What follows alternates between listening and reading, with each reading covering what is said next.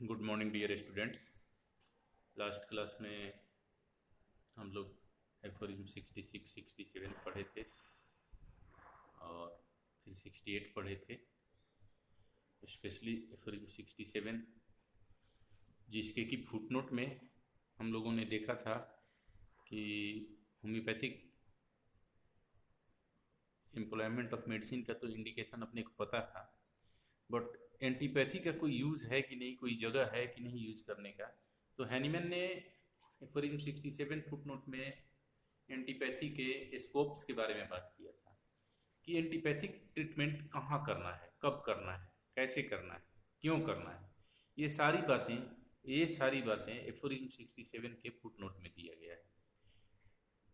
हम लोग आगे हिस्ट्री ऑफ मेडिसिन जब पढ़े थे तो हम लोग बात किए थे हिपोक्रेट्स का। हिपोक्रेट्स ने दो मेथड बताया था ट्रीटमेंट के लिए, एक एंटीपैथी और एक होम्योपैथी। ठीक है। सो ये हैनीमैन ने हैनीमैन ने दोनों का जुडिशियस इम्प्लॉयमेंट बताया है, कहाँ पे होम्योपैथी यूज करना है और कहाँ पे एंटीपैथी यूज करना है। तो एफोरिज्म 67 फुटनोट आप लोग निश्चित रूप से ध्यान रखिएगा। वहाँ पे बोला गया है कि ऐसे इमरजेंसी केसेज में जहाँ की होम्योपैथिक मेथड ऑफ ट्रीटमेंट के लिए आपके पास टाइम नहीं हो, ठीक है, जैसे कि इलेक्ट्रोकशन का केस है, जैसे कि ड्रोनिंग का केस है, ठीक है। ऐसे केसेज में जैसे कि कोई हाइपोथर्मिया हो गया है, ऐसे केसेज में, तो ऐसे केसेज में आपको first of all antipathic treatment देना ही होगा।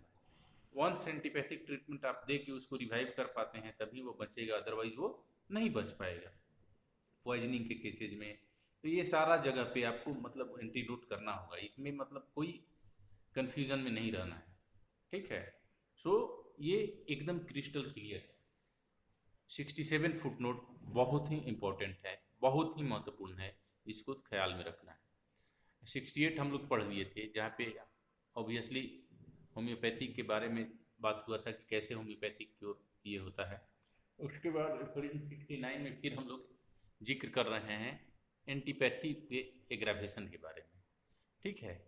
एंटीपैथी में एग्रावेशन कैसे होता है ये 69 में पढ़ा जा रहा है, बताया जा रहा है कि कैसे इवर इंक्रीजिंग एग्रावेशन होता है। उसके बाद उसमें हम लोग पढ़ेंगे अगर इस एफोरिज्म को तो एक टर्म है डायनेमिक न्यूट्रलाइजेशन। एलोपैथ लोग बोलते हैं थे एंटीपैथिक ट्रीटमेंट को, जो लोग यूज करते थे वो लोग बोलते थे कि एंटीपैथिक मेथड ऑफ ट्रीटमेंट में क्या होता है कि अगर बॉडी के अंदर कोई भी चीज़ है तो उसके एक एगेंस्ट में हम देंगे तो वो न्यूट्रलाइज कर देगा। बट ये बॉडी टेस्ट ट्यूब नहीं है कि यहाँ सिर्फ एक केमिकल है, आप एसिड है तो एसिड डाल को बेस डाल के और न्यूट्रलाइज कर दीजिएगा। ये एब्सर्ड कंसेप्ट है, ये एब्सर्ड कंसेप्ट है। लिविंग बॉडी में डायनेमिक न्यूट्रलाइजेशन नाम का ऐसा कोई ये नहीं हो सकता। इस चीज़ को एकदम समझना होगा। एक केमिकल सिस्टम में और लिविंग सिस्टम में एक बेसिक डिफरेंस है। वहाँ पे सिर्फ एक केमिकल होता है, यहाँ पे मल्टीपल फैक्टर्स हैं, ठीक है। और ये जो है यहाँ जो न्यूट्रलाइजेशन होगा वो मतलब एसिड और बेस के का जो न्यूट्रलाइजेशन है उस तरह आप नहीं सोच सकते हैं, केमिकल न्यूट्रलाइजेशन नहीं सोच सकते हैं। यहाँ पे जो भी है आप डायनेमिक मेडिसिन से किसी चीज़ को न्यूट्रलाइज करेंगे, ठीक है। सो ये आपको समझना होगा। यहाँ पे अगर न्यूट्रलाइजेशन के बारे में आप सोच रहे हैं तो यहाँ पे अगर कोई न्यूट्रलाइजेशन होगा तो वो सिमिलर मेडिसिन से होगा, वो डायनेमिकली उसको न्यूट्रलाइज करेगा। बट अगर आप ये सोच रहे हैं कि एसिडिक है तो अल्कलाइन दे देंगे तो एसिड और बेस ये हो जाएगा, दिस इज एब्सर्ड, बेवकूफ़ी है, बेकार है। सो यहाँ पे डायनेमिक न्यूट्रलाइजेशन टर्म का मतलब ये है कि लिविंग बॉडी में जो न्यूट्रलाइजेशन होता है मेडिसिनल डिजीज, सिमिलर डिजीज जो है वो उसको स्ट्रॉन्गर डिजीज जो वीकर डिजीज है उसको न्यूट्रलाइज करता है। और ये जस्ट एसिड बेस का केमिकल्स का जो एंटीडोट होता है उससे बिल्कुल हटके है, ये समझना होगा। तो एफोरिज्म 69 में यही सब चीज़ है। उसके बाद आता है अपना aphorism 70। Aphorism 70 one of the longest aphorism में आता है। और एफोरिज्म 70 में अगर आप देखिएगा तो एफोरिज्म 70 में अपने को सबसे बड़ा बात है कि टोटल कितने पैराग्राफ हैं, तो टोटल 5 पैराग्राफ्स हैं। इसमें 5 पैराग्राफ्स हैं और ये पांचों पैराग्राफ बेसिकली जो हम लोग 1 to 69 पढ़े हैं उसी का समरी है, 1 to 69 का समरी है। तो एफोरिज्म 69 क्या है? एफोरिज्म 69 में एक टर्म आया है डायनेमिक न्यूट्रलाइजेशन, ठीक है, इसको समझना होगा। ठीक है, और एफोरिज्म 69 में एंटीपैथी के एग्रावेशन के बारे में बात हुआ है, एंटीपैथी के एग्रावेशन के बारे में बात हुआ है। और एफोरिज्म 70 जिसमें कि 5 पैराग्राफ है, इस पे कई बार 5 पैराग्राफ है, ठीक है, इस पे कई बार आप लोगों से शॉर्ट नोट पूछा जाता है कि एफोरिज्म 70 पे शॉर्ट नोट लिखिए। तो ये पांचों पैराग्राफ बेसिकली अगर आप देखिएगा तो ये 1 to 69 का समरी है, ठीक है। सो ऑब्वियसली फर्स्ट का पैराग्राफ में से लेके 5वें पैराग्राफ तक आपको इसका समरी है, इसको समझना होगा और उसी को आपको लिखना होगा। तो ये हम लोगों का लगभग 1 to 70 तक पूरा हुआ। इस पोर्शन को हम लोग बोलते हैं थियोरेटिकल पोर्शन। बहुत सारे राइटर्स इसको theoretical portion of organ of medicine बोलते हैं, ठीक है। यहाँ पे जो बेसिक्स हैं उसके बारे में डिस्कशन किया गया है। और जैसे एफोरिज्म 70 आप क्रॉस करते हैं तो उसके बाद जो है प्रैक्टिकल पोर्शन कहा जाता है कि 71 to 291 या 294 जो है दैट इज प्रैक्टिकल पोर्शन। तो 1 to 70 आप लोग एक बार रिवाइज कीजिए, इसमें जहाँ भी अगर कोई कंफ्यूजन है तो उस चीज़ को आप लोग पूछिए। मेन कंसेप्ट क्या है? तो क्योर का कंसेप्ट आता है, ठीक है, हाईएस्ट आइडियल ऑफ क्योर जो है, उसके बाद मिशन ऑफ फिजिशियन है, उसके बाद सीक है, सीक क्या है ये जानना है, उसके बाद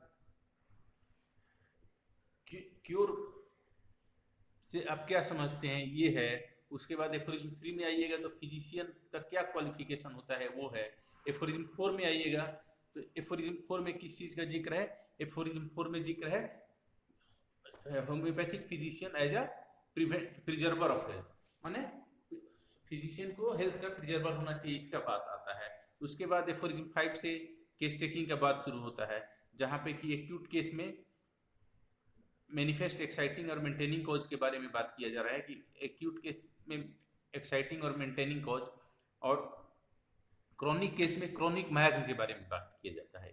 ये क्रॉनिक मायाज्म के बारे में हम लोग कहाँ से जानेंगे? तो जो एक्सेसरी सर्कमस्टांसेज हैं उनसे जानेंगे। नेक्स्ट एफोरिज्म में हम लोग बात करते हैं अनप्रिजुडिस्ड ऑब्जर्वर का और पोर्ट्रेट ऑफ डिजीज का, ठीक है, unprejudiced observer and portrait of disease का। उसके नेक्स्ट एफोरिज्म में हम लोग टोटलिटी ऑफ सिम्टम्स का बात करते हैं, टोटलिटी ऑफ सिम्टम्स का बात करते हैं। टोटलिटी ऑफ सिम्टम्स के बात करने के बाद क्या है टोटलिटी ऑफ सिम्टम? तो outwardly reflected picture of internal essence of vital force, ठीक है। टोटलिटी ऑफ सिम्टम्स कैसे पता चलेगा? तो जो भी symptoms manifest exciting and maintaining cause के चलते हैं उनको अगर हटा दिया जाता है तो जो भी बचता है वो टोटलिटी ऑफ सिम्टम होता है, और ये फिजिशियन को आँख से दिखता है। यही basically curative indication in a disease है, ठीक है। उसके बाद आते हैं हम लोग, तो उसके बाद हुफलैंड कमेंट्स के बारे में जिक्र किया गया है। उसके बाद वाइटल फोर्स के डिफिनीशन का बात हुआ है, ठीक है। उसके बाद मेटेरिया पिकेंस का फुटनोट में मेटेरिया पिकेंस के बारे में बात हुआ है जो कि मटेरियल कॉज ऑफ डिजीज है। और उसके बाद अगर हम लोग देख रहे हैं तो एफोरिज्म 9 से लेके एफोरिज्म 12 तक अगर हम लोग देख रहे हैं तो यहाँ वाइटल फोर्स के बारे में डिस्कशन हो रहा है, वाइटल फोर्स के बारे में डिस्कशन हो रहा है। वाइटल फोर्स डिजीज में कैसे एक्ट करता है, हेल्थ में कैसे एक्ट करता है और क्योर में कैसे एक्ट करता है। सो ये हुआ हम लोगों का 9 से लेके 12 तक का, ठीक है। 13 में डिजीज के केस में वाइटल फोर्स कैसे कम्युनिकेट करता है इसका बात है। और 14 एफोरिज्म जो है ये काफ़ी इम्पोर्टेंट एफोरिज्म है। यहाँ पे बात किया गया है कि बेसिकली एवरी क्यूरेटिव डिजीज, जो कोई भी क्यूरेटिव डिजीज है तो वो इंडिकेशन देगा। अगर वहाँ पे इंडिकेशन नहीं है, डिफ्रेंशिएटिंग साइन एंड सिम्टम्स नहीं है, तो वो क्यूरेबल नहीं है। ये हो गया एफोरिज्म 14।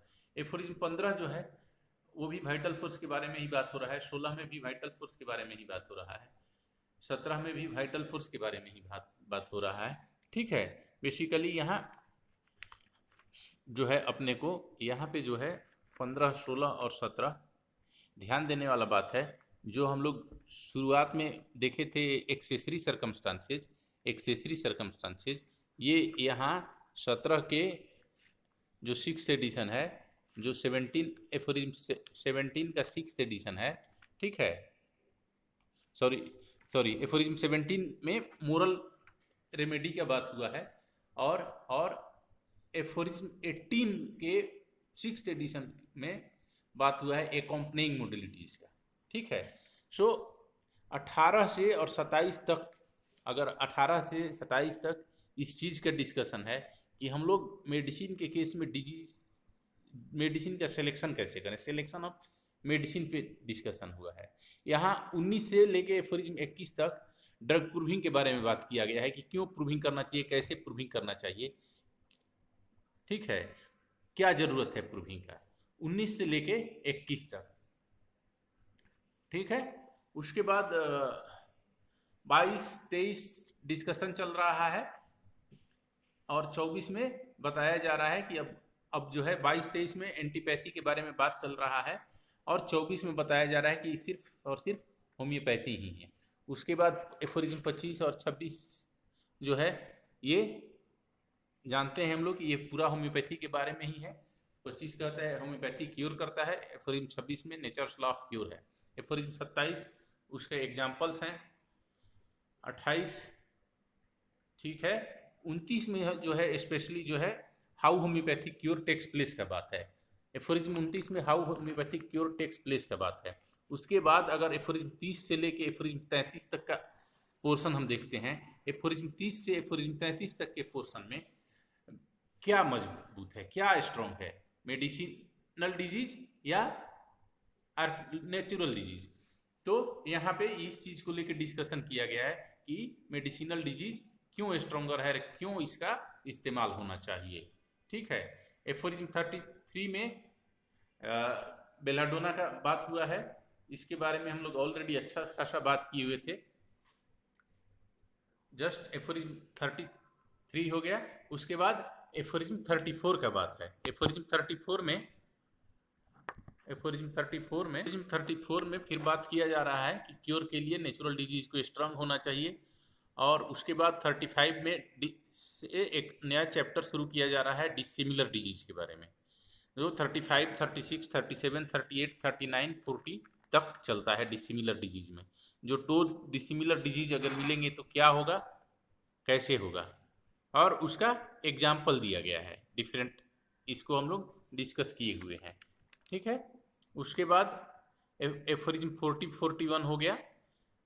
ठीक है, यहाँ पे क्या है कि 41 में स्पेशली हम लोगों को क्या ध्यान देना है कि 41 में हम लोगों को एक नया टर्म आया है मास्क्ड वेनरल डिजीज।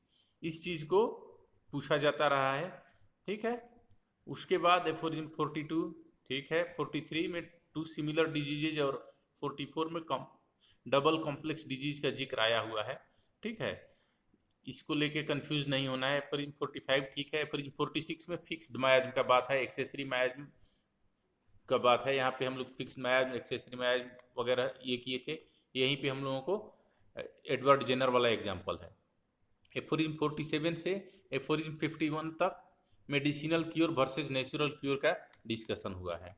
ठीक है, एफोरिज्म 51 के तक medicinal cure versus natural cure का बात हुआ है, और इस जो नेचुरल एक्सीडेंटल क्योर है उसको एफोरिज्म 51 में हैप्पी गो लकी ऑपरेशन कहा गया है। ठीक है, तो यहाँ तक कोई कंफ्यूजन नहीं है। उसके बाद एफोरिज्म 52 से और एफोरिज्म 69 तक एंटीपैथी एंड होम्योपैथी का डिस्कशन हुआ है। तो आई थिंक आप लोगों का एक शॉर्ट रिकैप हो गया। आप लोग इसको ठीक से पढ़िए, अगर कोई कंफ्यूजन है, कोई क्वेश्चन है तो पूछिए। ठीक है, थैंक यू।